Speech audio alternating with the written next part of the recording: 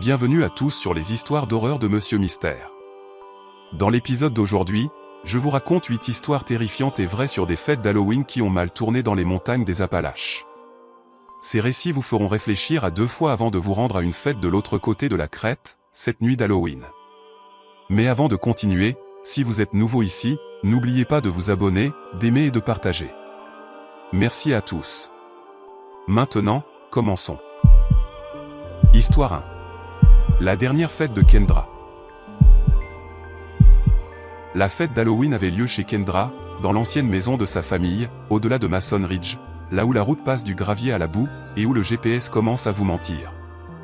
Elle y organisait des fêtes chaque année.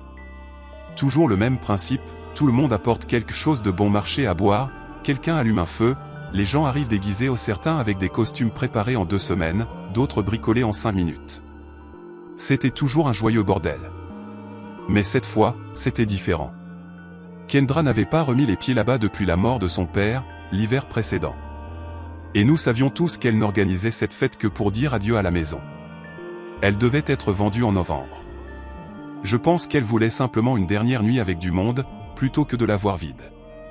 J'étais déguisé en épouvantail, une chemise à carreaux de friperie, de la paille qui dépassait de mes manches, une corde autour de la taille. Mon cousin Jess m'avait accompagné, vêtu d'un masque en plastique vide et du même jean qu'il portait au travail. Il n'avait même pas fait l'effort de se costumer complètement. Il disait qu'il était là uniquement pour la bière. Nous sommes arrivés vers 19h. Le gravier du chemin était déjà couvert de pics UPS et de vieilles Subaru, garées à moitié dans le fossé, comme d'habitude. La maison n'avait pas changé, la balançoire bancale du Porsche, la peinture verte écaillée, les carillons qui s'entrechoquaient dans le vent. Personne ne se souvenait les avoir accrochés, et l'un d'eux, cassé, produisait un son discordant. Les invités étaient déjà bruyants quand nous sommes arrivés. J'ai senti l'odeur du feu de camp avant de le voir. Kendra est sortie nous accueillir, les bras ouverts, déjà un peu éméchés. Elle portait une robe de mariée déchirée, avec du faux sang qui coulait sur sa poitrine. Elle nous a serrés dans ses bras comme si nous étions de la famille et m'a tendu un gobelet rouge à moitié rempli d'un liquide orange et à l'odeur dangereuse. Vous deux, mieux vaut ne pas prévoir de conduire ce soir, a-t-elle dit avant de crier quelque chose à quelqu'un de l'autre côté de la cour. Toujours la même Kendra. La cuisine était bondée. Quelqu'un prenait des selfies devant l'ancien miroir qui devait être accroché là depuis les années 80. Dehors, une playlist aux basses lourdes crépitait comme un CD rayé. Le feu de camp brûlait fort, la fumée s'échappait vers les bois. Tout était bruyant, familier, et juste assez chaotique pour que cela ressemble à Halloween. Pendant les premières heures, tout semblait normal. Jess est parti discuter avec une fille qu'il connaissait du lycée. Moi, je me suis assis sur le porche avec un verre, à regarder les gens jeter des bûches dans le feu comme s'ils participaient à un concours. Des enfants riaient, quelqu'un jonglait avec des canettes de bière vides, un type déguisé en poulet faisait des donuts dans la cour avec une chaise de jardin attachée à l'arrière de son camion. Vers 22h, Jess est revenu, essoufflé, fouillant ses poches. « Mec, mon téléphone a disparu », a-t-il dit. Je jure que je l'ai laissé en charge dans le camion. Nous sommes allés vérifier, et dès que j'ai ouvert la portière, j'ai su que quelque chose clochait. La lumière intérieure ne s'est pas allumée. La batterie était morte. Pas comme si on avait oublié les phares allumés, plutôt comme si quelqu'un avait coupé un fil. Jess a juré entre ses dents et a fait le tour du véhicule. Le haillon était baissé. Son sac à dos avait disparu. Tout comme la caisse à outils verrouillée qu'il gardait sous le siège, celle avec ses outils de travail. J'ai cherché mes clés. Mes poches étaient vides. Tu l'as verrouillé, ai-je demandé. Toujours, a-t-il répondu sans même lever les yeux. Nous avons pris une lampe torche dans la maison et fouillé les alentours des camions, pensant que quelqu'un nous faisait une blague. Le genre de farce où on cache vos affaires pour en rire plus tard. Mais les joints de porte étaient déchirés. Pas une blague. Quelqu'un avait forcé l'entrée. Nous l'avons dit à Kendra. Elle a eu l'air mal à l'aise, mais a haussé les épaules. C'est Halloween, tu sais comment sont ces mecs, ils essaient juste de faire peur aux gens. Vers minuit, quelqu'un a sorti des feux d'artifice. Un groupe de nous sommes descendus derrière la grange pour les regarder. Le ciel était dégagé, et on voyait la crête s'illuminer à chaque explosion. L'air sentait l'herbe humide et le papier brûlé. Je me tenais près d'une fille déguisée en chauve-souris, avec des ailes noires et du rouge à lèvres foncé, sirotant quelque chose dans un thermos. Nous avons discuté quelques minutes, conversation légère. Elle était sympa, un peu sarcastique. Puis je me suis retourné et j'ai vu un homme debout près de la grange. Il ne bougeait pas. Il ne portait pas de costume. Tout le monde était trop occupé à regarder le ciel, mais je suis resté là, à le fixer. Il était parfaitement immobile, les bras le long du corps, la tête légèrement inclinée, comme s'il observait la maison. Quand le dernier feu d'artifice a explosé et que j'ai regardé à nouveau, il avait disparu. J'en ai parlé à Kendra plus tard, lui demandant si elle avait invité quelqu'un en dehors de notre groupe habituel. Elle a froncé les sourcils et répondu « Non, juste des gens que je connais ». Vers 2 heures du matin, les gens commençaient à s'endormir, des couvertures par terre, quelqu'un ronflait dans la buanderie. Je suis resté éveillé. Jess était affalée dans le fauteuil. Je suis ressorti, à observer la lisière des arbres. C'est alors que j'ai vu quelqu'un marcher lentement entre les arbres. Pas de lampe torche, pas de costume, juste une silhouette qui glissait dans l'obscurité comme si elle appartenait à cet endroit. Je me suis levé, suis rentré et ai verrouillé la porte. 15 minutes plus tard, le courant a été coupé. Kendra a allumé des bougies. Au début, tout le monde a trouvé ça drôle, mais j'ai vérifié mon téléphone. Aucune barre. Pas de signal faible, rien. Comme si c'était brouillé. Je suis resté éveillé toute la nuit, assis là, sans même faire semblant de dormir. Au matin, Kendra est entrée dans la cuisine et a hurlé. Tout dans son garde-manger avait disparu. Boîte de conserve, sac, boîte, même le tiroir à couverts était vide. Nous sommes sortis et avons vu que chaque camion avait été forcé. Pas de vitres brisées, juste des serrures crochetées, du matériel manquant, des portefeuilles vidés, des téléphones écrasés. Ce qui restait était entassé au milieu du champ, costumes déchirés, clés, des lunettes de soleil cassées. Cela ressemblait à un tas d'ordures, mais c'était disposé comme si quelqu'un voulait qu'on le voie. Nous avons marché 1,5 km pour capter un signal et avons appelé le shérif. Il est arrivé vers midi, a pris des notes sans avoir l'air surpris. Ça arrive parfois, a-t-il dit. Toujours à Halloween. Verrouillez vos portes. Mieux encore, restez chez vous la prochaine fois. Ce soir-là, en rentrant, j'ai trouvé ma porte d'entrée déverrouillée. Rien ne manquait, mais quelque chose n'allait pas. Ma brosse à dents était sur la table de la cuisine. Les coussins du canapé retournés, mes bottes pointées vers l'arrière, un gobelet rouge sur le comptoir, comme ceux de la fête. Je l'ai jeté, et verrouillé toutes les portes et suis resté éveillé toute la nuit avec une batte de baseball sur les genoux. Jess ne veut plus en parler. Il dit que rien ne lui est arrivé, mais je sais qu'il ment. C'est presque Halloween à nouveau. J'ai de nouvelles serrures, un nouveau téléphone, un nouveau camion. Kendra m'a envoyé un message la semaine dernière, une photo de son ancien Porsche condamné. Enfin vendu, a-t-elle écrit. Histoire 2. Le défilé des masques. Carter et moi sommes arrivés dans la vallée peu après midi, le jour d'Halloween. Nous nous rendions à une fête costumée à Rockall Ridge, une petite ville de montagne perdue au fond des Appalaches. Une station-service, un dîner, et pas grand-chose d'autre. Je n'en avais jamais entendu parler, mais Carter avait fait ses études avec le type qui organisait la fête. Il s'appelait Nolan. Il ne s'était pas parlé depuis un moment, mais apparemment, Nolan avait emménagé là-bas et jurait que la ville savait célébrer Halloween comme il se doit. J'étais sceptique, mais Carter était partant. Il pensait que ce serait un week-end amusant, boire, se déguiser, dormir dans les montagnes, peut-être se détendre de nos routines habituelles. Moi, je m'en fichais un peu. Le travail avait été épuisant. Mon bail se terminait dans 2 mois. Je traversais la vie comme un somnambule, mais quelque chose n'allait pas avant même d'atteindre les limites de la ville. Des gens étaient assis sur les porches, immobiles, sans parler, sans décoration, sans enfants pour l'Halloween. C'était Halloween, mais l'endroit semblait avoir collectivement décidé de ne pas participer. Pas même une citrouille sur un perron.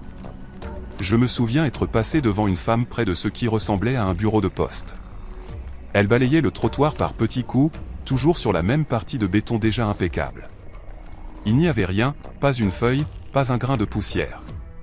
Elle n'a pas levé les yeux quand nous sommes passés, et personne ne nous a fait signe. C'est ça qui m'a marqué. Dans ce genre de ville, les gens saluent d'habitude. La maison de Nolan n'était pas en bordure de ville, mais cachée derrière une rangée de grands arbres. Une longue allée de gravier crissait sous les pneus. La maison était plus grande que je ne l'imaginais. Plus ancienne aussi, mais bien entretenue. Un feu brûlait déjà dans la cour, la fumée s'élevant entre les branches. Carter était excité. « Ça a l'air bien flippant », a-t-il dit. Nolan est sorti nous accueillir, vêtu d'un masque de médecin de la peste, avec un long bec et des lentilles noires. Il a serré Carter dans ses bras comme s'ils étaient frères et m'a donné une poignée de main ferme. Bien qu'il ne me connaisse pas, il était bavard au début. Les gens vont commencer à arriver bientôt, et le vrai fun commencera après le coucher du soleil, a-t-il dit. À l'intérieur, il y avait déjà 8 ou 10 personnes qui discutaient. Tout le monde était déguisé, la plupart avaient l'air d'avoir la vingtaine ou la trentaine. Tous de l'extérieur de la ville, à en juger par leur façon de parler. Une grande table pliante était chargée de boissons, de bonbons bon marché et de quelques bols de chips déjà rances. J'ai pris une bière et me suis promené. J'avais opté pour le déguisement le plus simple possible, un détective, juste un trench coat de friperie et un faux insigne. Carter avait choisi le bûcheron, chemise à carreaux et hache en plastique. Nolan avait enlevé son masque de peste et portait maintenant un crâne en vinyle couvrant tout le visage quand nous sommes ressortis. À un moment, il s'est penché vers nous, sérieux, la tradition locale, c'est les masques complets après la tombée de la nuit. Tu respectes les règles, tu restes en sécurité. J'ai cru qu'il plaisantait, mais personne d'autre n'a souri. Au coucher du soleil, d'autres invités sont arrivés, tous masqués. Pas le genre de masque qu'on achète à la dernière minute en pharmacie. Cela était complet, détaillé, certains clairement faits main. J'ai essayé d'engager la conversation avec une femme déguisée en sorcière, chapeau pointu, longue cape, le tout. Elle m'a fixé à travers les trous des yeux pendant une seconde, n'a rien dit, puis s'est simplement retournée et est partie. Carter m'a lancé un regard. J'ai haussé les épaules. Peut-être qu'elle est vraiment à fond dans son rôle. Nous avons essayé de garder une ambiance légère, un peu éméchée, mais il était difficile d'ignorer à quel point tout était bizarre. Vers 20h, l'endroit était bondé.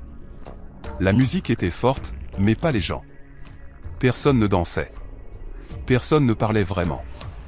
Ils se tenaient près du feu ou marchaient lentement dans la cour, ou erraient dans les arbres juste derrière la clôture. Un type déguisé en épouvantail faisait sans cesse le même cercle lent autour de la maison, sans jamais parler. Un homme en tenue de mineur à l'ancienne était assis sur une chaise de jardin et nous fixait. Où que nous allions, ses yeux nous suivaient. J'ai fait le test, j'ai fait quelques grands cercles autour du feu. Il n'a pas cligné des yeux. Les seules personnes qui agissaient à peu près normalement étaient celles avec qui Carter et moi étions arrivés, mais même elles ont commencé à se raidir, à se taire une fois que le feu a pris de l'ampleur, comme si quelque chose s'était enclenché. Puis Nolan a pris Carter à part. Ils ont parlé près de l'abri pendant peut-être 5 minutes. Quand Carter est revenu, il a dit que Nolan voulait nous montrer la vraie raison de la fête. Qu'est-ce que c'est ? Un bizutage de secte, ai-je ri. Probablement, mais je m'ennuie, a-t-il répondu en souriant. Nous avons suivi Nolan jusqu'au bord de la cour, vers un vieux hangar en bois. Il semblait y être depuis des décennies. À l'intérieur, ça sentait la poussière et la moisissure. Sur les murs et les étagères, des rangées de masques en bois, de vrais, sculptés à la main, avec de la peinture qui s'écaillait. Certains avaient des mèches de cheveux. D'autres semblaient avoir de vraies dents incrustées. L'un d'eux avait des clous plantés dans la bouche comme des dents pointues. Nolan nous a dit que c'était des masques de protection. Les gens en sculptaient un chaque année pour éloigner les choses à Halloween. Éloigner quoi, ai-je demandé. Il a simplement souri et répondu, tu verras. C'est à ce moment-là que j'aurais dû partir. Juste faire demi-tour, monter dans la voiture et m'en aller. Mais je ne l'ai pas fait.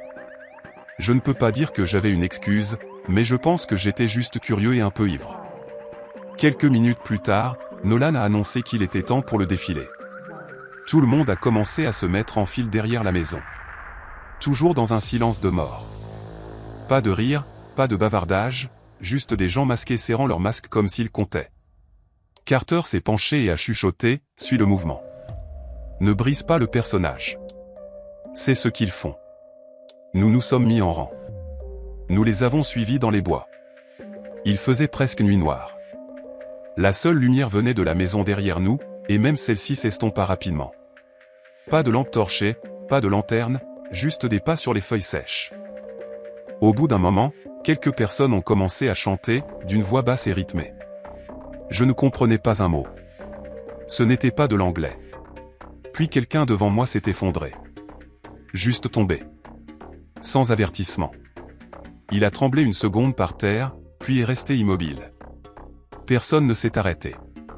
J'ai figé, l'instinct prenant le dessus, mais Carter m'a attrapé le bras et a dit « Ne brise pas la file ».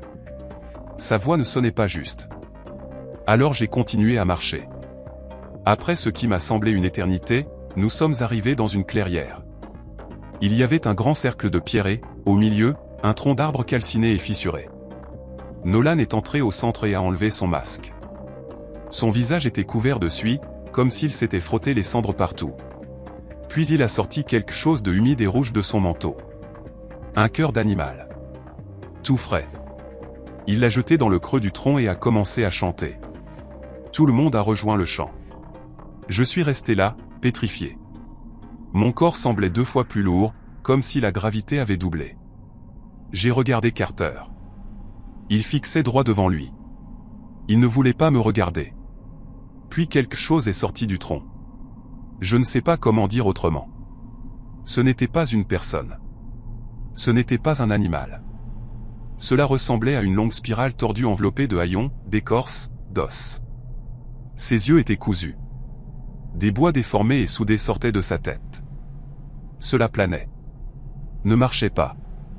Pas de jambes, juste flottait à quelques centimètres du sol. Et il faisait froid. Une chute instantanée de température. Je pouvais voir ma respiration. Je me suis retourné pour fuir. Carter m'a attrapé le bras. « Tu ne peux pas partir » a-t-il chuchoté. « Tu as été invité. » Je l'ai poussé violemment et j'ai couru. Sans plan. Sans direction. Juste reculé dans l'obscurité, espérant ne pas trébucher et me briser le cou. J'entendais des pas derrière moi, puis le silence. J'ai continué à courir. Je suis retourné à la maison. Elle était vide. Le feu était éteint. Toutes les lumières étaient éteintes. J'ai fouillé l'endroit à la recherche de mes clés. Parti. Je n'ai pas attendu. J'ai sprinté jusqu'à la route. Après peut-être une demi-heure, un camion est passé et je l'ai arrêté. Un vieux type au volant. Il n'a pas dit un mot jusqu'à ce que nous soyons loin de la ville. Puis il m'a jeté un regard et a dit « Tu as eu de la chance. La plupart des gens ne s'en sortent pas s'ils sont choisis. » Je n'ai pas répondu. Je suis juste resté assis, essayant de ne pas trembler. Quand je suis rentré le lendemain matin, la porte de mon appartement était ouverte. Tous les tiroirs, toutes les armoires vidées. Mes affaires étaient éparpillées partout, comme si quelqu'un avait tout fouillé et laissé tout tomber exactement là où c'était. Sur le canapé, mon déguisement d'Halloween était posé, soigneusement plié. Par-dessus, il y avait un de ces masques en bois sculptés. Il avait une dent incrustée. Une des miennes. Je ne suis pas retourné au travail, et je n'ai plus jamais fêté Halloween. Histoire 3. La maison qui se souvenait. Halloween n'a jamais vraiment été mon truc. Je ne le détestais pas, mais je ne m'y suis jamais autant investi que certains. Les costumes, les maisons hantées, le faux sang, rien de tout cela ne m'a jamais semblé si amusant. Mais cette année-là, je suis sorti quand même, seulement parce que ma cousine Margot m'a appelé 3 fois cette semaine-là, de plus en plus anxieuse à chaque appel. Elle organisait une fête d'Halloween chez son petit ami, à Beldon-Hollow, bien à l'extérieur de la ville, là où les arbres se serrent trop et où le signal téléphone devient aléatoire. C'est juste trop grand, cette maison, a-t-elle dit. Et il a invité des gens que je ne connais même pas. Tu peux juste venir, s'il te plaît? Je n'avais pas besoin de tous les détails pour comprendre. Margot n'était pas du genre dramatique, mais son petit ami avait cette habitude d'amener de nouveaux amis toutes les quelques semaines. Des mecs de son travail, des filles qu'il avait connues, des gens juste de passage. Elle ne les aimait jamais. Franchement, moi non plus. Il y avait toujours quelque chose qui clochait. Trop intense ou trop silencieux. Des gens qui riaient au mauvais moment des conversations. Tu vois le genre. Je suis arrivé vers 19h30. L'endroit était facile à manquer. En retrait d'une route de terre, avec une allée de gravier penché qui semblait avoir avalé quelques pare-chocs. J'ai dû coincer ma voiture en biais entre deux arbres pour l'empêcher de rouler. La maison elle-même était étrange. Elle avait été une église. Pas le genre en bois de petite ville, mais en pierre, haute, avec une architecture ancienne qui lui donnait un poids excessif. Les fenêtres pointues étaient intactes, et l'ancien clocher avait été transformé en espace loft. Quelqu'un avait traîné les fûts de bière là-haut. Géniale idée. La lumière du porche clignotait quand je suis monté, et Margot m'attendait déjà. Elle était déguisée en corbeau, des ailes, des plumes collées sur des bottes noires, un eyeliner épais. Elle avait l'air cool, mais fatiguée. Sa bouche s'est crispée quand elle m'a vu. « Tu es là ?» a-t-elle dit, avant de baisser la voix. « Ne bois rien qui est déjà ouvert. Je vais te chercher quelque chose de scellé. » Elle n'a pas expliqué, et je n'ai pas demandé. Dès que je suis entré, j'ai compris ce qu'elle voulait dire. La musique était trop forte pour la lenteur avec laquelle les gens bougeaient, comme si elle était montée à fond. Mais tout le monde réagissait au ralenti. J'ai vu un type avec un masque d'épouvantail se tenir parfaitement immobile près de la cheminée, face au coin, comme s'il était puni. Il n'a jamais bougé. Personne ne semblait le remarquer. J'ai suivi Margot dans la cuisine, où elle a sorti un root beer tiède d'une caisse posée sur le frigo. « C'est tout ce que j'ai touché ce soir », a-t-elle dit en me le tendant. « Ne touche à rien d'autre. » Sérieusement. J'ai hoché la tête. Elle n'a pas eu besoin de me convaincre. Plus tard, je suis tombé sur un gars que je me souvenais vaguement du lycée, Riley Ben. Je pense que nous n'étions pas amis, mais je connaissais son visage. Il avait déménagé à Memphis, travaillait dans la climatisation ou quelque chose comme ça. Il traînait avec une femme en sweat à capuche rouge, grande, pâle, sans costume. Elle ne parlait à personne, se contentait de fixer une série de vieilles photos en noir et blanc accrochées au mur du couloir. Le genre qu'on s'attendrait à voir dans une église, baptême, cœur, visage sérieux. Elle se penchait vers l'une d'elles, une cérémonie au bord de la rivière. Les gens sur la photo avaient plutôt l'air d'assister à un enterrement qu'à un baptême. Son nez était à quelques centimètres de la vitre, comme si elle essayait de la sentir. Et, ai-je dit maladroitement. Bizarre, hein? Elle ne m'a pas regardé, s'est simplement retournée et est partie comme si je n'avais rien dit. Riley a souri. Margot l'a invitée. Il l'a rencontrée aujourd'hui. Elle est bizarre, mais plutôt canon. Je n'ai pas répondu. Quelque chose chez elle me retournait l'estomac, comme si elle était sortie d'une autre pièce du temps. Vers 22h, l'ambiance s'était détériorée. L'ampoule rouge que quelqu'un avait mise dans la lampe d'angle était la seule source de lumière restante, et elle faisait ressembler les visages de tous à de la chair à vif, comme s'ils avaient été grattés avec du papier de verre. Les gens dansaient trop fort ou s'étaient évanouis dans les coins. C'est alors que j'ai remarqué la porte de la cave. Elle était fermée quand je suis arrivé. Margot avait insisté pour me dire de ne pas m'en approcher. Les planches du sol sont molles et il y a des serpents à sonnette en bas, avait-elle dit d'un ton décontracté, comme si c'était juste un petit danger amusant à éviter. Mais maintenant, la porte était grande ouverte. Et le type en épouvantail l'avait traversée comme s'il appartenait à cet endroit. Personne n'a réagi. Personne ne l'a même regardé. Je suis allé chercher Margot. Elle n'était ni sur le porche ni dans la cuisine. J'ai vérifié dans le loft, mais ce n'était que chaos là-haut. Quelqu'un vomissait dans un panier. Quelqu'un d'autre essayait de grimper sur une poutre pour des raisons que je ne voulais pas connaître. Puis j'ai entendu un cri perçant venir de la cuisine. Pas fort, juste trop proche. J'ai poussé à travers la foule et j'ai trouvé une fille sur le comptoir, serrant sa main. Il y avait du verre planté dans sa paume, comme si elle avait écrasé un bocal ou frappé à travers quelque chose. Elle tremblait. Il m'a forcé à le faire, répétait-elle. Il a dit que je devais. Personne n'a demandé qui c'était. J'ai enveloppé sa main dans une serviette et l'ai confiée à quelques personnes déguisées en pirates, qui ont immédiatement commencé à débattre si saigner comptait comme un costume. J'avais besoin d'air. Margot était dehors avec Riley à nouveau. Elle avait l'air pire, pâle, un peu absente. Elle m'a jeté un regard. « Tu es allé dans la cuisine. »« Ouais, ai-je dit. » Elle a hoché la tête une fois. Puis elle a dit, « Je pense que quelqu'un est sorti des bois. » Pas de la ville, quelqu'un qui vit dedans. Je ne savais pas comment répondre. Je suis juste resté là. Puis Riley a demandé, « Où est ta voiture ?» Je me suis retourné pour regarder. Mes phares étaient allumés. Je ne les ai pas laissés comme ça, ai-je dit. Nous avons couru en bas. Les 2 portières passagers étaient grandes ouvertes. Le coffre aussi. On aurait dit que quelqu'un avait tout fouillé. Reçu, mon chargeur, une paire de lunettes de soleil cassées. Mais rien ne manquait. Sauf qu'il y avait quelque chose de nouveau. Une photo. Elle était vieille, imprimée sur du papier glacé comme si elle venait d'un appareil jetable. Elle montrait un groupe d'enfants en costume d'Halloween devant cette maison. L'un d'eux était Margot. Elle avait peut-être 12 ans. Je la lui ai apportée. Elle l'a regardée comme si elle l'avait frappée. C'est de l'année de l'incendie, a-t-elle dit. Nous n'étions pas censés recevoir du monde, mais nous l'avons fait. Quelqu'un a allumé une bougie trop près des rideaux. Ça s'est propagé. Elle ne m'avait jamais dit que c'était l'ancienne maison de sa famille. Je n'ai invité personne en sweat à capuche rouge, a-t-elle chuchoté. Je le jure devant Dieu. Nous avons essayé de trouver la femme. Rien. Elle avait disparu. La porte de la cave était refermée. Riley avait disparu aussi. J'ai dit à Margot que nous devrions partir. Elle a dit qu'elle devait d'abord tout arrêter, s'assurer que tout le monde sorte en sécurité. Vers 1h du matin, je suis monté à l'étage pour trouver une salle de bain. La porte était entr'ouverte. Je l'ai poussée et je suis juste resté là.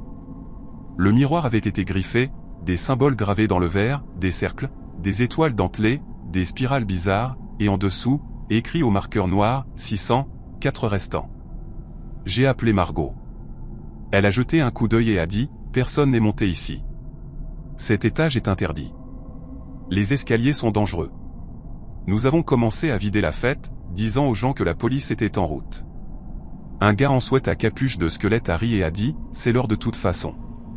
Comme s'il savait quelque chose que nous ignorions. Puis il a coupé le disjoncteur. Tout est devenu noir. J'ai failli tomber dans les escaliers. Quelqu'un m'a attrapé l'épaule à mi-chemin, mais quand je me suis retourné, il n'y avait personne. Nous avons attendu sur le porche que son petit ami revienne. Nous lui avons montré la photo, la voiture, le miroir. Un de ses amis est devenu silencieux et a dit qu'il devait vérifier quelque chose. Il n'est jamais revenu. Le lendemain matin, nous sommes revenus. La maison était impeccable, comme si elle n'avait jamais été utilisée. Pas de gobelets, pas de désordre, pas de musique. Même la serviette que j'avais utilisée pour envelopper la main de la fille avait disparu. Histoire 4. La nuit où le voisin a disparu. Mon cousin Silas avait acheté cette vieille maison à colombage sur une crête à l'extérieur de Grayson. Cet automne-là, il a décidé d'organiser une fête d'Halloween. La première depuis son emménagement. Et connaissant Silas, il ne faisait jamais les choses à moitié. Il avait distribué à la main de vraies invitations en papier, passé 2 semaines à brasser du cidre, loué 3 fûts, construit un système DJ avec du matériel disparate et fait passer des rallonges à travers les poutres de la grange. C'était à moitié génial, à moitié un risque d'incendie. Mais la liste des invités était remplie. Des gens sont venus de partout, cousins, collègues, vieux amis de la fac. Je suis venu de Charlottesville avec mon colocataire Josh et 2 autres amis, Esha et Marcus. Nous avions tous opté pour un thème de tueur à gages, masque bon marché, faux couteaux, beaucoup de vêtements noirs. Très créatif, je sais. Quand nous sommes arrivés vers 20h, l'endroit était déjà en effervescence. Les voitures étaient garées par choc contre par choc tout le long de la crête. Des feux de camp illuminaient la cour. Quelqu'un avait apporté ces énormes enceintes qui font vibrer ta cage thoracique quand les basses frappent. La grange brillait d'une lueur orange grâce aux lumières que Silas avait accrochées aux poutres. Tout le monde était venu déguisé, sauf le voisin de Silas, Hank. Hank est entré en traînant, vêtu de bottes de travail et d'une chemise à carreaux délavés. Pas de costume, tenant quelque chose dans un sac en papier brun. Il ne socialisait pas vraiment, se contentait de se tenir près du bord de la cour, marmonnant pour lui-même. Silas m'avait parlé de Hank auparavant. Il vivait seul dans la propriété voisine. Il travaillait sur des machines. Ne faisait pas de conversation futile.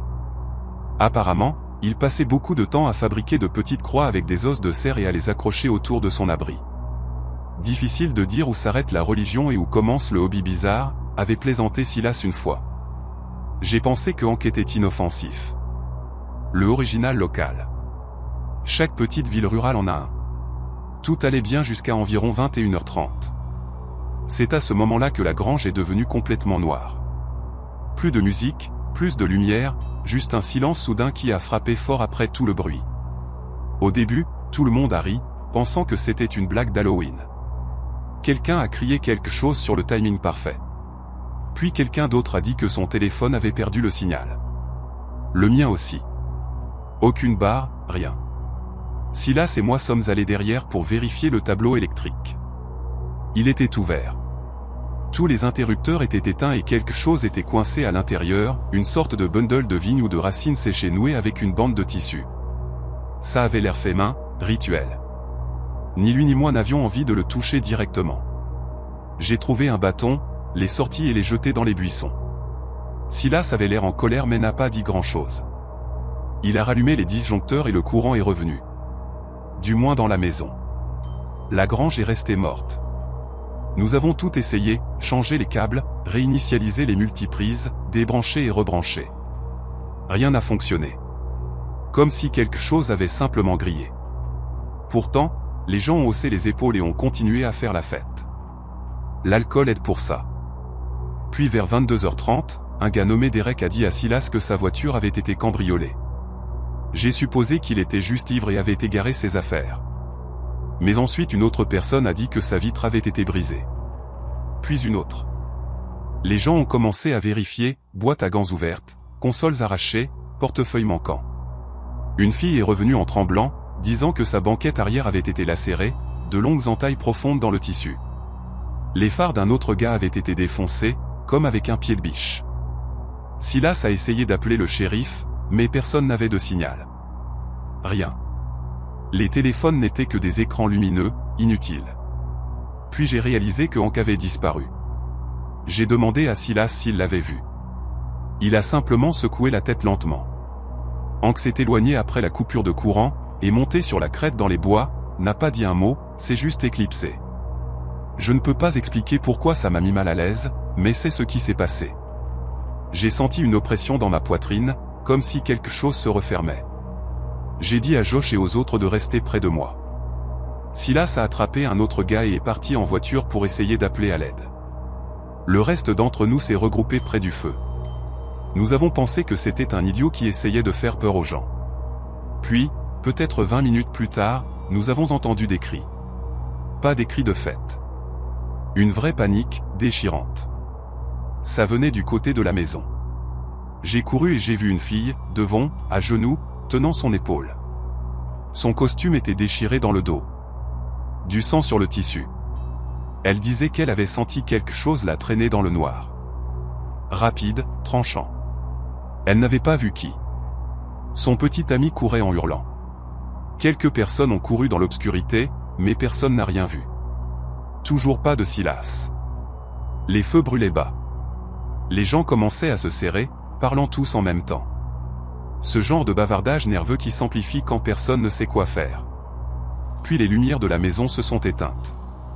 Cette fois, la panique a frappé vite, cris, trébuchements, gens tombant sur des chaises, courant dans toutes les directions. Quelques-uns ont essayé de démarrer leur voiture. Certaines ne voulaient pas démarrer. D'autres avaient des pneus à plat. Les téléphones clignotaient comme des lucioles. Aucune connexion. J'ai attrapé mon groupe et nous nous sommes dirigés vers la maison. À l'intérieur, c'était mauvais. Froid, comme un froid de cave. Le genre qui s'infiltre dans tes mains, même si tu portes des gants. La porte du frigo était grande ouverte. Les placards aussi. Les tiroirs tirés. Des couverts partout sur le sol, fourchettes, couteaux, cuillères, juste éparpillés comme si quelqu'un avait tout retourné. Puis nous avons vu la table de la cuisine. 3 citrouilles, pas celle de tout à l'heure. Celle-ci était nouvelle, humide à l'intérieur. Les marques de couteau étaient nettes et précises, comme si quelqu'un venait de les sculpter. L'une d'elles avait une dent humaine plantée dans son sourire. Personne n'a parlé. Josh est devenu pâle. Esha a commencé à chuchoter, presque à psalmodier quelque chose entre ses dents. Marcus a pris un couteau de cuisine et a dit « Nous devrions monter à l'étage maintenant ». Nous nous sommes enfermés dans la chambre de Silas, avons poussé des meubles contre la porte. Il y avait un fusil de chasse accroché au-dessus du lit, non chargée. Nous avons fouillé le placard et trouvé une cartouche, l'avons chargée, nous sommes assis dans le noir, respirant fort. Dehors, rien. Aucun son, juste le silence. Finalement, nous avons entendu du gravier crisser. Une voiture. Des phares. La voix de Silas qui appelait. Nous avons couru. Il avait amené le shérif. À ce moment-là, la moitié des invités étaient déjà partis. Certains avaient marché des kilomètres le long de la crête.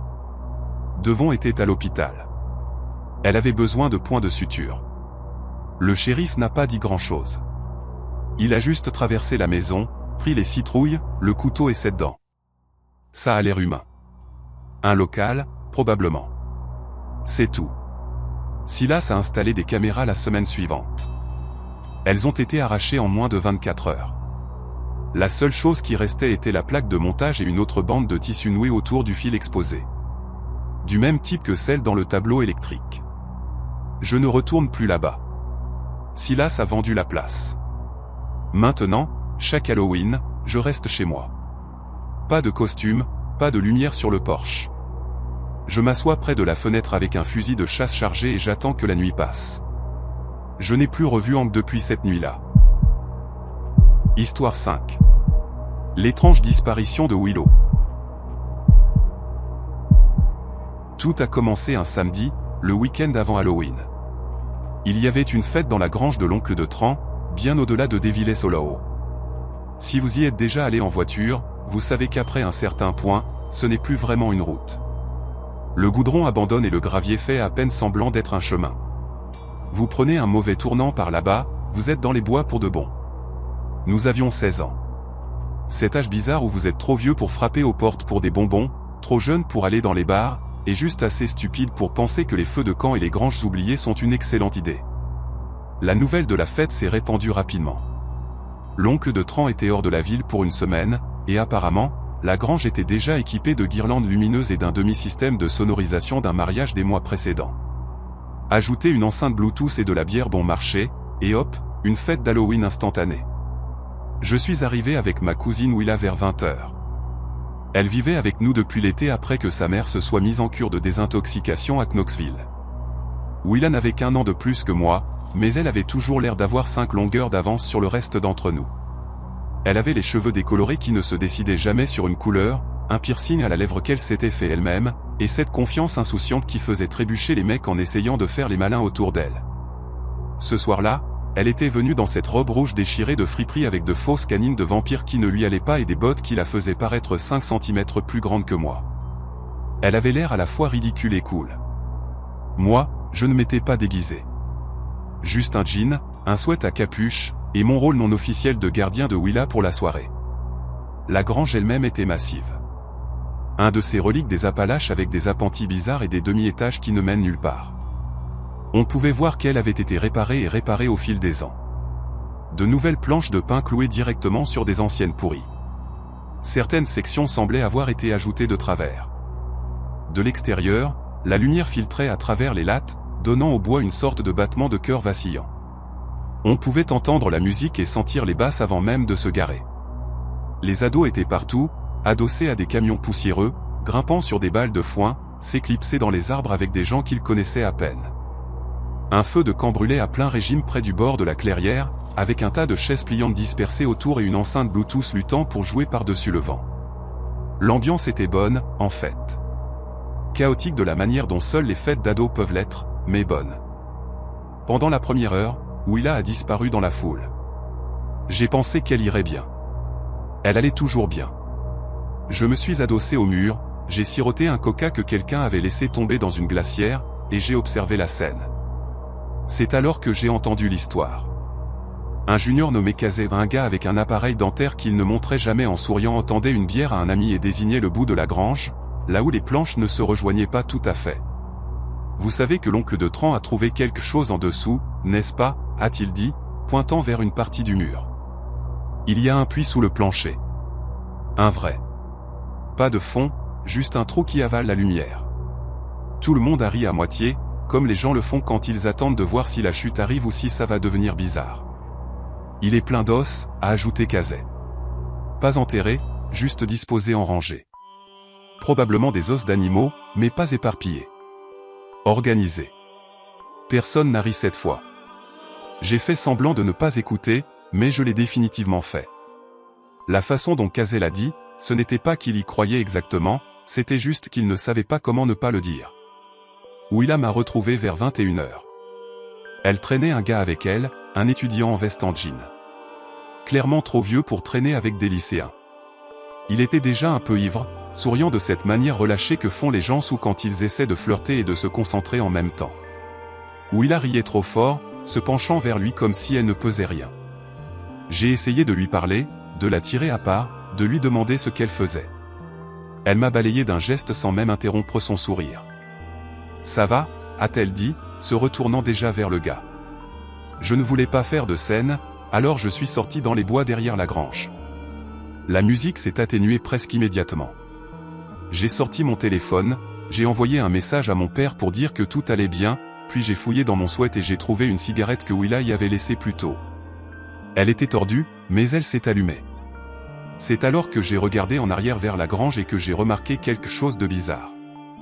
Les lattes qui brillaient de l'intérieur, les petits interstices où la lumière s'échappait, n'étaient plus là. De l'extérieur, la grange semblait complètement scellée. Du bois noir solide, pas de lumière, pas de fenêtre, pas de porte sauf celle de devant. J'ai froncé les sourcils, j'ai fait le tour du bâtiment. Même chose. Chaque côté semblait solide. Pas de brèche dans les planches, pas de lueur de lumière, juste une boîte scellée au milieu de nulle part.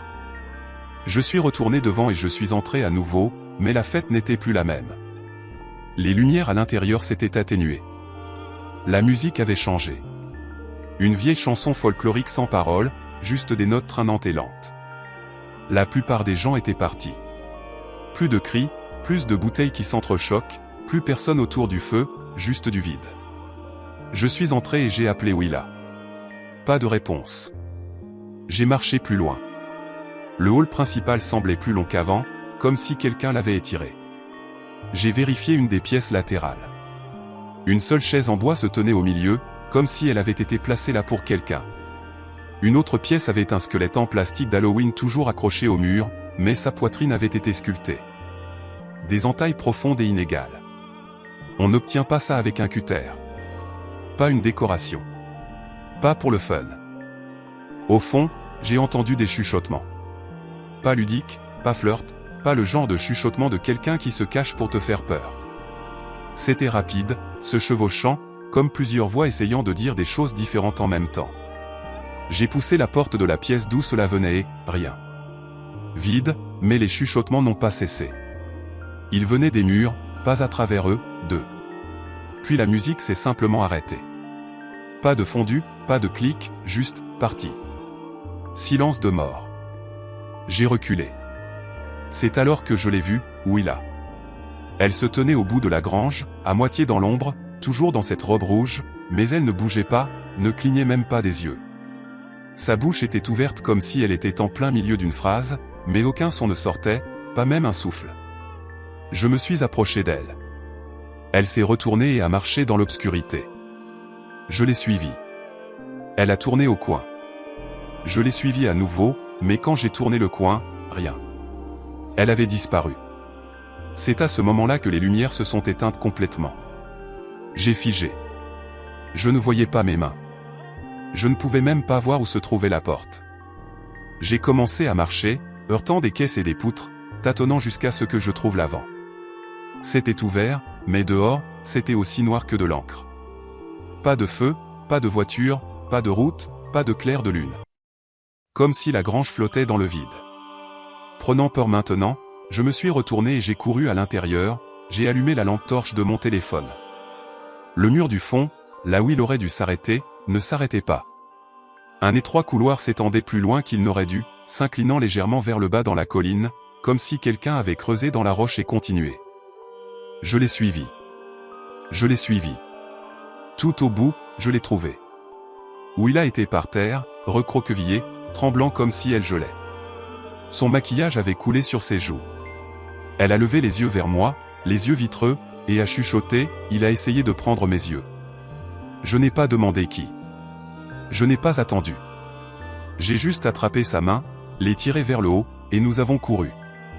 Nous ne nous sommes pas arrêtés jusqu'à ce que nous atteignions les arbres, et à travers les branches, nous avons vu des lumières. La route était de retour. Le feu brûlait. Les gens riaient à nouveau. Nous sommes remontés vers la colline comme si de rien n'était. Sauf que personne ne se souvenait avoir vu Willa partir. Le gars avec qui elle était, disparut. Personne ne se souvenait de son nom. Personne ne l'a regretté. Personne ne l'a signalé. Quand nous sommes rentrés 2 heures plus tard, notre porte de derrière était enfoncée. La télé avait disparu. Les fusils de chasse de mon père avaient disparu. Le shérif a dit que cela ressemblait à un cambriolage aléatoire, mais rien d'autre n'avait été touché sauf le miroir du couloir. Quelqu'un avait dessiné 2 cercles rouges là où nos yeux auraient été. Mon père a installé des caméras après ça. Willa a arrêté de sortir. J'ai commencé à verrouiller la porte de ma chambre chaque nuit, même quand j'étais seul à la maison. Histoire 6. L'inconnu dans la nuit. Mon cousin Nolan et sa petite amie Tessa venaient d'acheter une caravane sur un bout de terrain où son grand-père élevait autrefois des chèvres. C'était le premier bien qu'ils possédaient tous les deux, et ils étaient aux anges. Halloween leur a donné l'excuse parfaite pour la montrer. Ils ont tout donné, des lumières oranges bon marché accrochées entre les arbres, de la bière enterrée dans des glacières garnies de glace carbonique, une enceinte portable diffusant un mélange de vieux rock et de morceaux aléatoires de Spotify. Il y avait même un faux cimetière fait de contreplaqué peint en spray derrière le foyer. C'était ridicule, comme le sont souvent les premières fêtes, mais ils avaient bon cœur. En vérité, je n'avais pas prévu d'y aller. Je n'aime pas les foules. Je n'ai jamais vraiment aimé Halloween non plus. Trop de pression pour se déguiser. Trop de gens qui prétendent être quelqu'un qu'ils ne sont pas. Mais Nolan m'a appelé 2 fois. Si tu ne viens pas, je devrais inviter le frère de Tessa pour faire nombre, a-t-il dit. Apparemment, ce gars avait la réputation d'être un pervers sans bouton d'arrêt.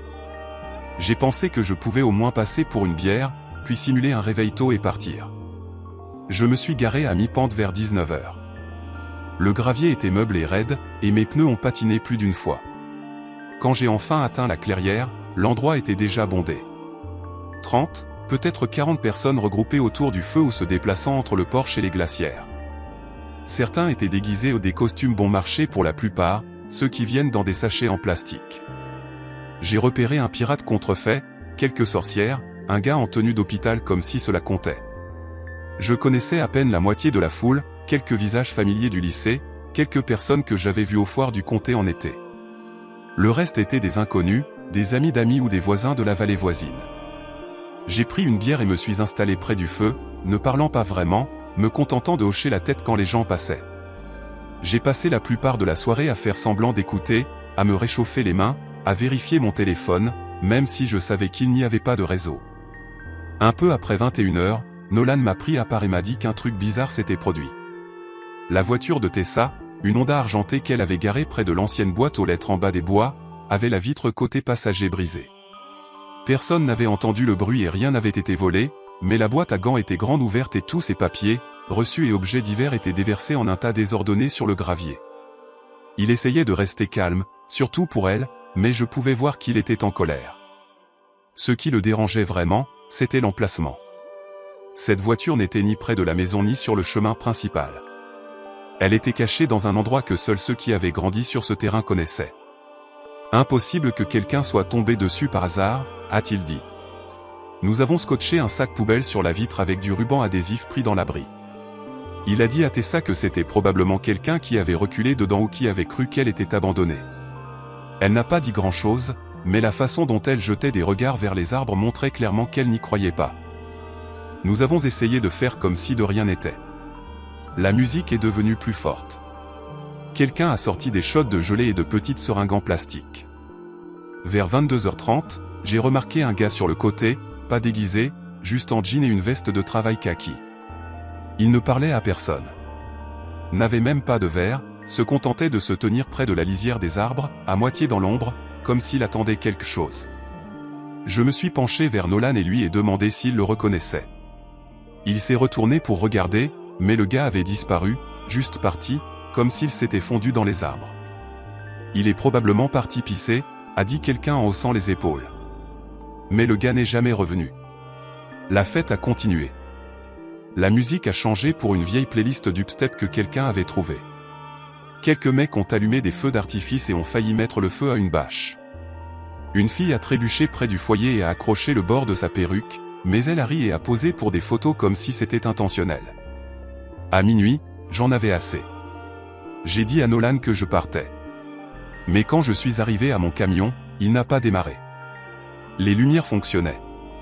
Le tableau de bord clignotait. Le moteur ne faisait même pas un effort. Juste un clic. J'ai ouvert le capot, vérifié les câbles de la batterie comme si je savais ce que je faisais. Tout avait l'air propre. Nolan m'a proposé le canapé, disant que je pourrais m'occuper du camion le lendemain matin. Je n'allais pas rester assis dans un camion mort toute la nuit, alors j'ai accepté son offre. Tessa était déjà couchée. Le feu mourait, et le froid s'infiltrait rapidement. Il m'a indiqué la chambre d'amis, un petit espace avec un futon et une lampe poussiéreuse qui ne s'allumait que si on remuait le câble juste comme il faut. Je me suis endormi vers 1h. À un moment au milieu de la nuit, je me suis réveillé avec une envie pressante de pisser. Vous savez, le genre assez urgent pour vous énerver, mais pas assez pour vous réveiller complètement. J'ai traîné dans le couloir pieds nus. La caravane craquait sous moi. L'enceinte Bluetooth du salon était toujours allumée, brillant d'un bleu pâle, bien que la musique se soit arrêtée. En passant devant la cuisine, j'ai jeté un coup d'œil par la fenêtre. Et il était là encore. Le même gars, la même veste, debout au milieu du champ, face à la caravane. Il ne bougeait pas, se contentait de se tenir là. Je ne pouvais pas dire s'il me regardait directement ou juste en direction de la maison. Dans les deux cas, je me suis baissé si vite que j'ai failli heurter le comptoir. Mon cœur battait à tout rompre, toute cette brume de sommeil disparut en un instant. Je suis allé réveiller Nolan. Il a grogné, râlé, mais m'a suivi dans la cuisine. Quand nous avons regardé à nouveau, le champ était vide. Nous sommes sortis, lampe torchée à la main, et avons fait le tour de la clairière. Rien. Pas d'empreinte, pas de bruissement, juste l'herbe froide et l'obscurité qui pesait de tous côtés. Nous avons double verrouillé la porte d'entrée en rentrant. Le lendemain matin, nous étions à peine levés quand Tessa s'est mise à crier. Sa boîte à bijoux avait disparu de la commode de la chambre. Le fusil de chasse de quelqu'un aussi, mais il n'y avait pas de verre brisé. Pas de portes enfoncées, juste une fine entaille dans le moustiquaire de la fenêtre, une coupure nette dans le coin inférieur. La fenêtre était déverrouillée de l'intérieur. Le sol de la cuisine était impeccable, pas même une empreinte boueuse. Pendant que nous attendions le shérif, Nolan est allé vérifier les bois. Il est revenu avec une expression que je n'oublierai jamais. Il tenait la boîte à bijoux vide de Tessa dans une main et, dans l'autre, un vieux appareil photo Polaroid, celui dont il faut secouer la photo pour la développer. Il avait l'air sale, comme s'il avait été laissé dehors dans la rosée. Il y avait 2 photos à l'intérieur. La première montrait le foyer de la fête, rempli de gens riant et parlant. La seconde était une photo de moi endormi, prise depuis le couloir à travers la fente de la porte de la chambre d'amis. Le shérif est finalement arrivé, a pris une déposition, posé quelques questions. Il n'avait pas l'air trop surpris. C'est probablement un vagabond. Ça arrive plus souvent que les gens ne le pensent, a-t-il dit. Il nous a conseillé d'installer des lumières à détection de mouvement, de garder les portes verrouillées, peut-être d'investir dans 1 ou 2 caméras. Nous avons hoché la tête. Une semaine plus tard, Nolan a trouvé une autre photo Polaroid sur le porche. Juste une. Lui était ça sur le canapé en train de regarder la télé. Prise à travers la fenêtre de l'extérieur. Il ne le lui a pas dit. Il a juste fait un sac et est arrivé chez moi 2 heures plus tard. J'ai lâché le frein, a-t-il dit. Il a fini par s'installer chez moi pendant plus d'1 mois. J'ai remplacé la batterie de mon camion le lendemain. J'ai fait tester l'ancienne. Elle était en parfait état. C'était il y a 2 ans. Depuis, je fais un point d'honneur à quitter la ville la semaine d'Halloween. Peu importe où je vais, juste pas ici.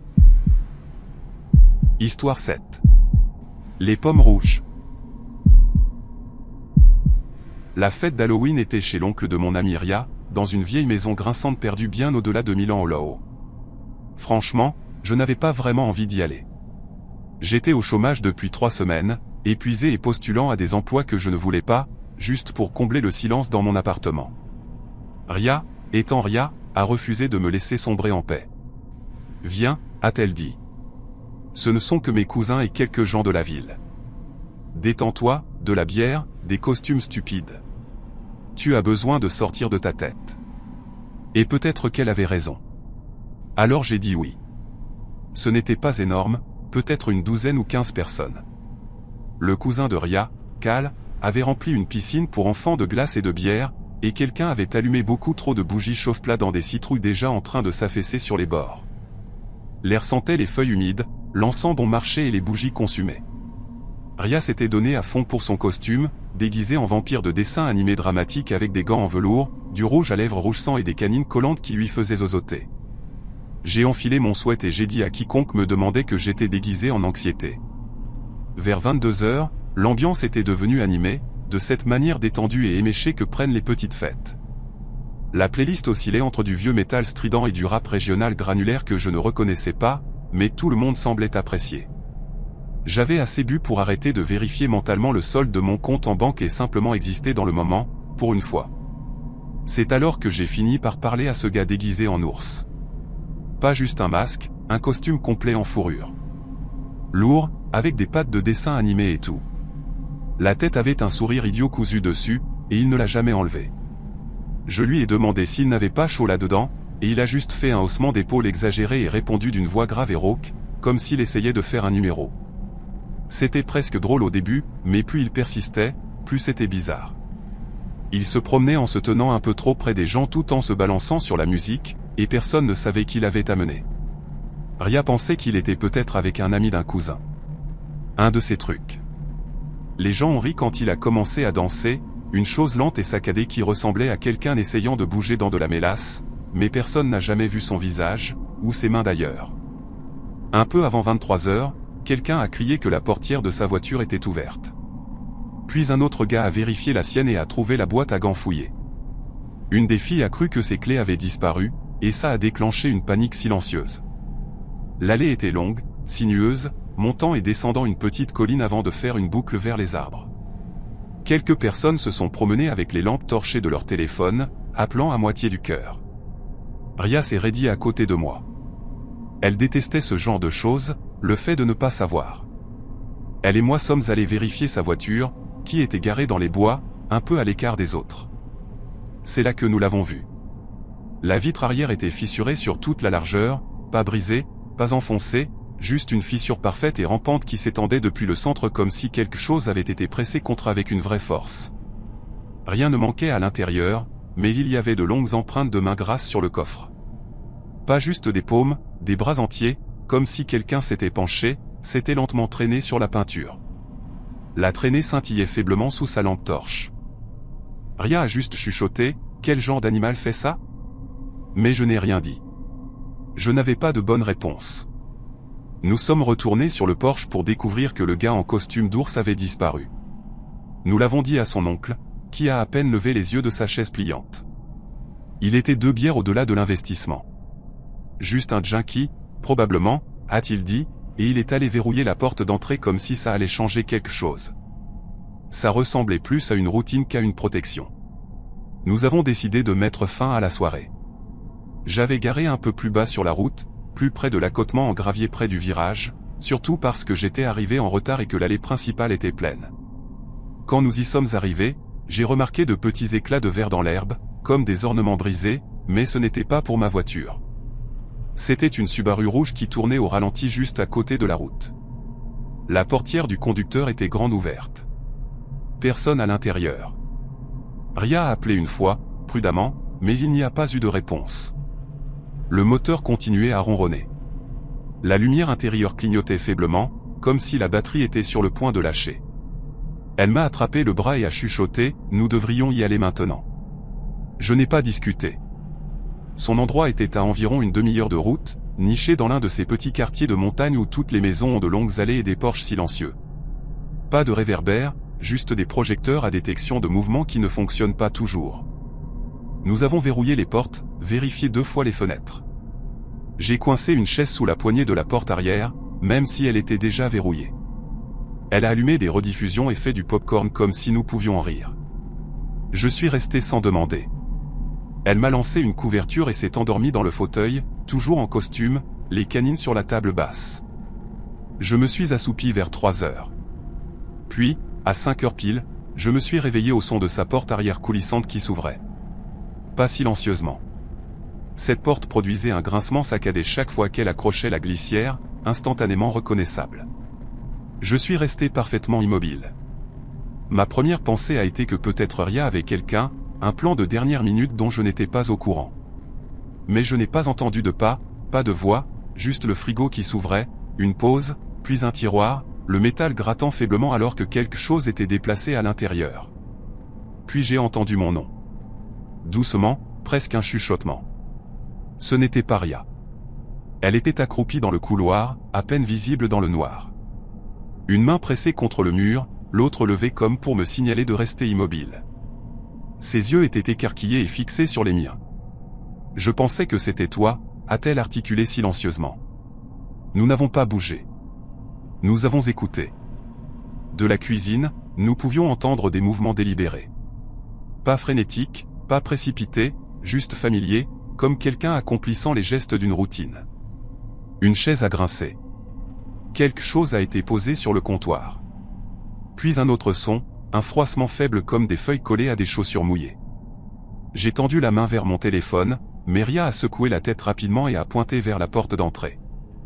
Nous nous sommes déplacés lentement, silencieusement, en chaussettes sur le parquet, la respiration bloquée dans nos poitrines. Elle a pris ses clés sur la table d'appoint sans même les faire tinter. J'ai ouvert la porte juste assez pour que nous puissions nous glisser de côté. Elle nous a conduits en bas de la montagne en silence. Nous ne nous sommes pas parlé avant de nous garer sur le parking de la caserne de pompiers, le seul endroit éclairé à cette heure. Nous sommes restés assis dans la voiture au ralenti, regardant le ciel s'éclaircir à travers le pare-brise, essayant de comprendre. Aucun de nous deux n'a même pensé à retourner avant que la lumière du jour ne soit pleinement là. À 10 heures, son oncle et son cousin nous ont retrouvés à la maison. Il avait un fusil de chasse. Le cousin avait une batte de baseball cloutée. Ils ont déverrouillé la porte lentement. Rien n'était dérangé. Rien ne manquait. Aucun tiroir ouvert. Chaque placard fermé. La porte coulissante était verrouillée à nouveau. Mais juste à l'intérieur de la cuisine, il y avait des feuilles humides et un petit tas. Juste à côté, une petite traînée de gris noir comme si quelqu'un s'était tenu là assez longtemps pour égoutter sur le carrelage. Et puis nous avons ouvert le frigo. 12 pommes. Parfaites. Alignées côte à côte sur l'étagère du bas. Luisantes, rouge vif. Toutes de la même taille. Lavées. Ria ne mange pas de pommes. Elle n'en avait pas acheté. Il n'y en avait pas dans la maison la veille. Nous avons appelé la police. Ils ont pris nos déclarations. Haussé les épaules. Peut-être une blague. Pas d'empreinte. Pas d'effraction forcée. Ils ont suggéré un système de caméra et sont partis. Elle a emménagé chez sa mère 2 semaines plus tard. Elle n'est jamais revenue chercher la plupart de ses affaires. Je l'ai aidée à charger une valise du garage un après-midi, mais elle n'a même pas mis les pieds à l'intérieur. La fenêtre de sa chambre avait encore des autocollants d'Halloween qui se décollaient de la vitre. Nous sommes restés proches, nous parlons encore, mais nous n'avons jamais vraiment discuté de cette nuit. Histoire 8. La maison des Mallow. Mon cousin Lucas m'a convaincu d'aller à cette fête d'Halloween bien au-delà de Granger Ridge, près d'un endroit appelé Pinoloo. La propriété appartenait autrefois à la famille Mallow. Je pense que Lucas a dit qu'un gars qui connaissait un gars organisait la fête. Et franchement, je n'y suis allé que parce que je séjournais déjà chez notre grand-mère ce week-end, et il n'arrêtait pas d'en parler. C'était environ 30 minutes de route à travers les collines. Pas grand-chose là-bas, à part des arbres, des caravanes rouillées et des routes en gravier qui n'apparaissent pas sur le GPS. Je n'arrêtais pas de lui demander pourquoi quelqu'un organiserait une fête aussi loin, et il roulait juste des yeux en disant « C'est Halloween, mec. C'est là que se trouvent les meilleures fêtes. » Ce qui, bien sûr, signifie que vous pourriez vous faire assassiner par un raton laveur ou vous retrouver coincé sans réseau. Nous avons pris la route vers 21h. Il faisait plus froid que je ne l'avais prévu, et l'air avait cette odeur de bois humide et de fumée, comme si quelqu'un brûlait des broussailles à proximité. Lucas n'arrêtait pas de bidouiller le chauffage, l'allumant et l'éteignant toutes les 2 minutes parce que ça puait la poussière brûlée et les vieilles feuilles. Je lui ai dit d'arrêter, mais nous avons fini par nous disputer à ce sujet pendant la moitié du trajet. Ça ressemblait à ces stupides disputes d'enfants que nous avions l'habitude d'avoir. Et je me souviens avoir pensé, ça va être une de ces nuits. Nous nous sommes finalement garés dans un champ derrière la grange, les phares éclairant ces citrouilles lanternes qui étaient plantées sur des poteaux de clôture. Une tous les 50 mètres environ. La plupart avaient des yeux en triangle, des sourires tordus, mais quelques-unes avaient des symboles bizarres sculptés dessus. Pas comme des runes ou quelque chose de dramatique, juste décalé. L'une avait une serrure à la place de la bouche. Une autre avait une spirale à la place des yeux. J'en ai parlé à Lucas. Il a haussé les épaules et a dit que quelqu'un avait probablement fait preuve de créativité. La grange elle-même était bondée, musique forte, trop de monde. Il y avait une cabine DJ improvisée près du grenier. Et ils avaient des glacières partout, entourées de toiles d'araignées factices et de glace carbonique qui avaient principalement fondu en une flaque étrange et malodorante. Les lumières étaient des ampoules à filaments agrafées le long des poutres, et les gens dansaient déjà, buvaient, grimpaient dans le foin. Ça sentait la sueur, le bois humide et la bière bon marché. J'ai reconnu quelques visages de l'école, mais la plupart de la foule semblait plus âgée, probablement début de la trentaine. Quelques-uns d'entre eux avaient cette vibe de « pas d'ici », comme des amis d'amis qui s'étaient fait traîner. Personne ne semblait savoir qui possédait vraiment l'endroit. Il y avait juste ce panneau fait main cloué à un arbre près de l'allée qui disait « Ne pas entrer dans la maison ». Tout en majuscule. Et à côté, quelqu'un avait accroché un faux squelette qui avait l'air trop propre pour être en plastique. Je l'ai fait remarquer. Lucas a juste souri et dit que c'était probablement une blague. À minuit, les gens sautaient du grenier dans le foin en dessous. C'était ce genre d'énergie. Bruyant, désordonné, un peu agressif. Nous sommes restés surtout parce que Lucas avait commencé à parler à une fille déguisée en infirmière. Elle avait un de ces petits chapeaux en plastique et des barésilles, et je suppose que c'était suffisant pour l'ancrer pour la soirée. J'étais sur le point de partir quand mon téléphone a bugué. J'ai regardé pour envoyer un message à grand-mère, juste un rapide « Je rentre tard, préviens-toi », et il a gelé en plein milieu de la frappe. Puis les barres de signal ont clignoté et ont disparu complètement. Pas de réseau, pas même le truc SOS seulement. Juste rien. J'ai pensé que c'était les collines, normal par ici. Mais ensuite Lucas a sorti son téléphone pour montrer quelque chose à la fille infirmière, et le sien est juste mort. Une seconde il fonctionnait, la suivante l'écran était noir. Ne voulait plus s'allumer. Pile pleine aussi. Il l'avait chargé dans la voiture. Nous n'avons pas vraiment eu le temps de dire quoi que ce soit à ce sujet parce que juste après, la musique s'est coupée et les lumières se sont éteintes d'un coup. Noir total. Pendant une seconde, ça avait l'air comme si tout le monde pensait que c'était une blague. Les gens ont ri. Quelqu'un a crié quelque chose à propos du générateur. La seule lumière venait de quelques-unes de ces baguettes lumineuses et d'un gars qui avait allumé la lampe torche de son téléphone. Puis la porte avant de la grange s'est claquée. Vraiment fort. Comme si quelqu'un les avait poussés de l'extérieur. On pouvait sentir l'air changer. Ça a modifié l'ambiance très vite. Un gars près du fond a dit « Ok, ce n'est pas drôle ». Et quelqu'un d'autre a ri nerveusement, mais personne n'a avoué. Il y a eu cette pause lourde où on pouvait dire que tout le monde attendait que la musique revienne, attendait que quelqu'un brise la tension. Et puis nous avons entendu des coups venir de l'étage. Le grenier. Au début, c'était juste un bruit sourd, puis un autre. Lourd, irrégulier, comme si quelqu'un traînait quelque chose ou piétinait. Une fille a hurlé, courte et surprise, et deux gars sont montés vérifier. Lucas s'est dirigé vers l'échelle aussi. Mais je l'ai attrapé par la manche. Je ne sais pas pourquoi. Juste un pressentiment que monter là-haut était une mauvaise idée. Environ une minute plus tard, un des gars est redescendu. Il n'y a personne là-haut, a-t-il dit, mais une des bottes de foin a été déchirée, comme avec des mains, juste mises en lambeaux. Personne n'a ri à ça. Quelqu'un a ouvert une bière, essayant de faire comme si de rien n'était, mais toute l'ambiance avait changé.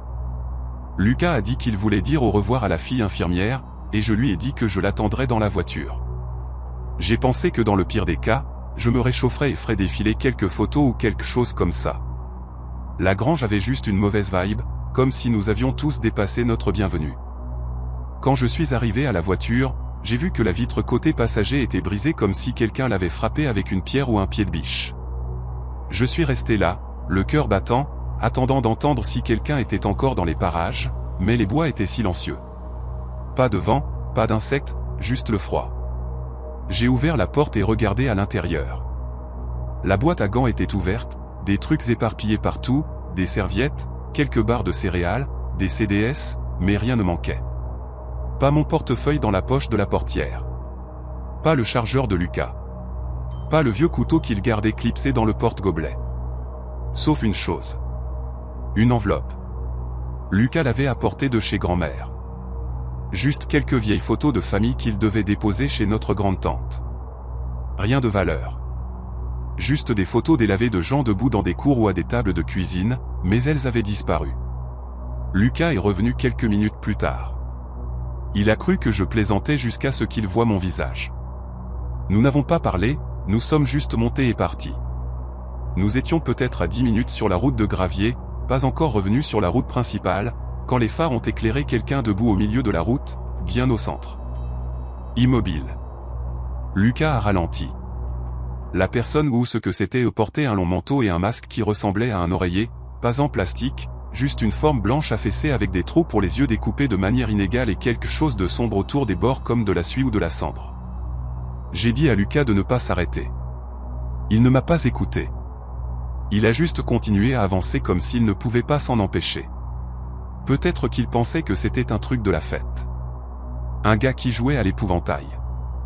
Nous nous sommes approchés à 3 mètres et Lucas a klaxonné. La silhouette a incliné la tête. Pas vite, lentement et raide, comme si elle était confuse par le son. Puis elle s'est écartée de la route, toujours face à nous. En passant, elle a levé une main et a frappé l'arrière de la voiture. Ça a résonné comme un marteau frappant le coffre. Lucas a accéléré. Nous ne nous sommes pas arrêtés avant d'atteindre l'autoroute principale. Et même là, nous n'avons rien dit. Pas avant de nous garer dans l'allée de grand-mère et de voir la lumière du Porsche. Quand nous lui avons raconté ce qui s'était passé, elle n'a même pas cligné des yeux. Vous auriez dû savoir mieux que d'aller du côté de la propriété des Mallow le soir d'Halloween. Pas après ce qui s'est passé en 97. Nous avons demandé ce qui s'était passé. Elle n'a pas répondu.